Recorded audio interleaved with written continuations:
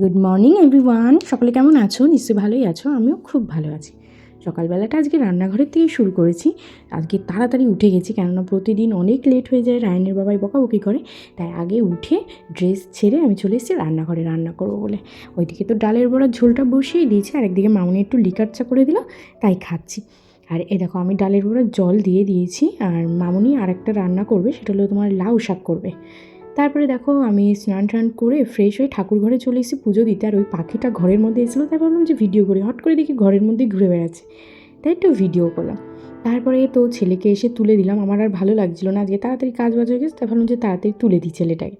তাই ছেলেকে তুলে দেখো বিছনা টিছনা সব গুছিয়ে আজকে বিছনার চাদর চেঞ্জ করবো। কালকে সবাই মেকআপ করেছি তো, আর আমার ছেলে মেকআপের সব জিনিস নখ দিয়ে খুঁটিয়ে খুঁটিয়ে খাটের উপর ফেলেছে।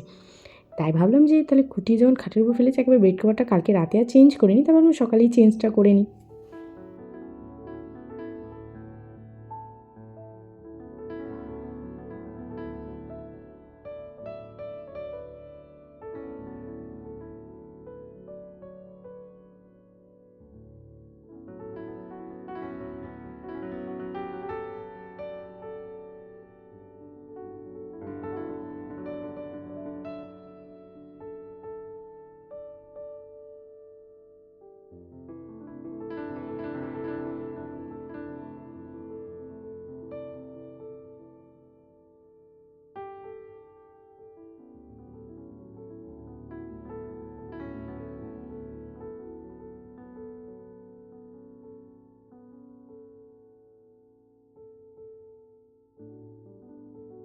এইদিকে বিছনা গুছিয়ে ঘরটর গুছিয়ে নিয়ে চলে এসেছি নিচে। রায়নকে খাওয়ানো হয়ে গেছে, রায়নের বাবাই বেরিয়েও গিয়েছে। এখন বাজে 11:20। আমি আমার ভাতটা নিয়ে বসলাম। সকাল থেকে একটু লিকার চা খেয়েছি, আর কিছুই খাইনি। আর একেবারে দুপুর আর সকালে ভাত আমি একসাথেই খেয়ে নিচ্ছি। এই দেখো বলেছিলাম না মামনি লাউ করেছিল, মুগ ডাল দিয়ে লাউ। আর এদিকে আমি ডালের বড়ার ঝোল করেছিলাম। এই দিয়েই তাহলে দুপুরের খাওয়াটা খেয়ে নিই।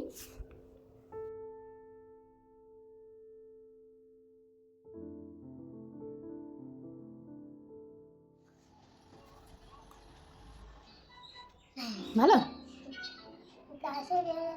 তুমি গ্রেপস খেয়েছো? এখন কি খাচ্ছো?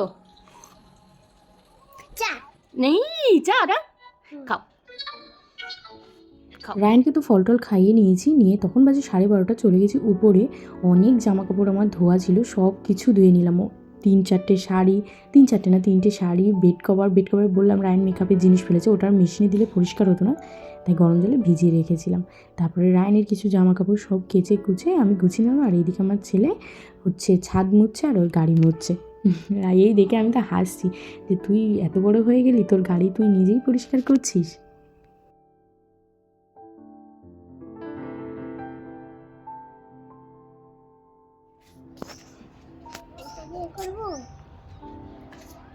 তারপরে তো নিচে এসে রায়নকে খাইয়ে দাইয়ে ওরে ঘুম পাড়িয়ে আমি একটুখানি শুয়েছিলাম।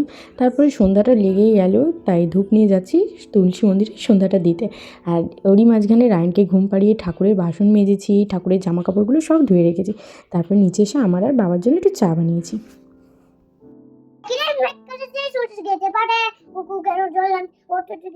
পদ্মদিকে ঘাটে, পদ্মদিকে কালো জল, হাঁটুর নিচে বাহ, আতা গাছে তোতা পাখি, তবু কথা, তবু কথা কও না কেন বল। আচ্ছা আচ্ছা আচ্ছা, good good good good good. এবার বলো তুমি চাঁদ উঠেছে ফুল ফুটেছে? চাঁদ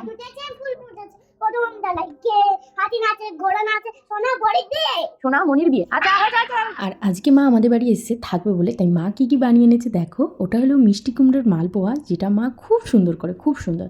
তারপর নিয়ে এসে এটা কয়লার না দেশি চিকেন আমি জানি না, যাই হোক। তারপর নিয়ে এসে ভেটকি মাছের কাটা চচ্চড়ি। আর আমি তো ওই পিঠে দেখে লোভ সামলাতেই পারিনি, কেননা মা ব্যাপক করে। আর এই যে মালপোয়াটা মা প্রথমে শিখেছিল জি বাংলার রান্নাঘর থেকে। মা রান্নাঘরের থেকে অনেক অনেক রান্না শিখেছে, বিশেষ করে মিষ্টি মিষ্টি জিনিসগুলো। তারপরে মামনি তো আমাদের বাড়ি গেছিলো, তাই একেবারে মামনি আসার সময় আমার এই চুড়িদার দুটো বানাতে দিয়েছিল, তাই চুড়িদার দুটো নিয়ে এসছে। আর কোনটা ভালো হয়েছে বলবে সব থেকে বেশি। আমার কিন্তু এই সাদা দিয়ে হলুদ দিয়ে এইটা খুব সুন্দর লেগেছে, এর ওড়নাটা তো খুবই সুন্দর। আর আকাশি দিয়ে সাদা দিয়ে, আকাশি না এই কালারটা কি আমি বলতে পারবো না, এই চুড়িদারটাও সুন্দর। তাহলে আজকে এই অবধি থাক। গুড নাইট সবাইকে।